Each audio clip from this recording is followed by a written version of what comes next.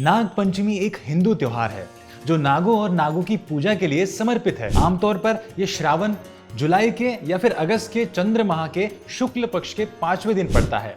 इस त्योहार की जड़ें हिंदू पौराणिक कथाओं और सांपों से जुड़े विभिन्न कहानियों में है। नाग पंचमी से जुड़ी सबसे प्रसिद्ध कहानियों में से एक युवा ब्राह्मण और सांप की कहानी है। ये एक समय की बात है। एक गांव में एक गरीब ब्राह्मण रहता था। वह गुजारा करने के लिए संघर्ष कर रहा था और उसे अपने परिवार का भरण पोषण करना मुश्किल हो रहा था।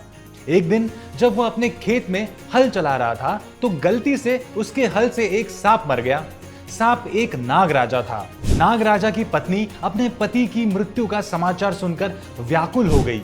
वह ब्राह्मण के पास पहुंची और उससे अपने पति को पुनर्जीवित करने की प्रार्थना की। ब्राह्मण उसकी विनती से प्रभावित हुआ और मदद करने के लिए तैयार हो गया। उन्होंने पवित्र मंत्रों का जाप किया और अनुष्ठान किए। अंततः नाग राजा को पुनर्जीवित करने में सफल रहे। कृतज्ञता में सर्प राजा और उसकी पत्नी ने ब्राह्मण को विभिन्न उपहार और आशीर्वाद दिए। उन्होंने उससे कहा कि वे सदैव उसके ऋणी रहेंगे और जब भी उसे जरूरत होगी वे उनकी मदद करेंगे। वर्षों बीत गए और ब्राह्मण का परिवार लगातार कठिनाइयों का सामना कर रहा था। वे एक बार फिर गरीबी की कगार पर थे। सर्प राजा के वादे को याद करके ब्राह्मण ने उससे मदद की प्रार्थना की। सर्प राजा उसके सामने प्रकट हुए और उसे जमीन में छिपे खजाने की ओर मार्गदर्शन किया। खजाने से ब्राह्मण का परिवार अपनी वित्तीय परेशानियों को दूर करने और आरामदायक जीवन जीने में सक्षम हो गया।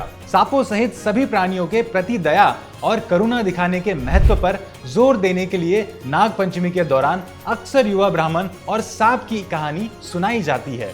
यह इस धारणा को भी रेखांकित करता है कि हिंदू पौराणिक कथाओं में सांपों को शक्तिशाली और रहस्यमय प्राणियों के रूप में सम्मानित किया जाता है। नाग पंचमी पर लोग नाग देवताओं की पूजा करते हैं, मंदिरों में जाते हैं और यहाँ तक कि पूजा के रूप में अपने दरवाजे पर गाय के गोबर का उपयोग करके सांप की छवियां भी बनाते हैं।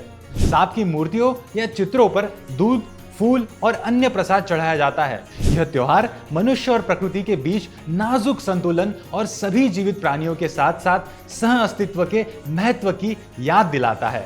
कैसा लगा आपको ये वीडियो हमें कमेंट सेक्शन में जरूर बताएं और धर्मा लाइव को सब्सक्राइब करना ना भूलिए। तब तक के लिए मैं महानाम आपकी इजाजत लेता हूँ। नमस्कार।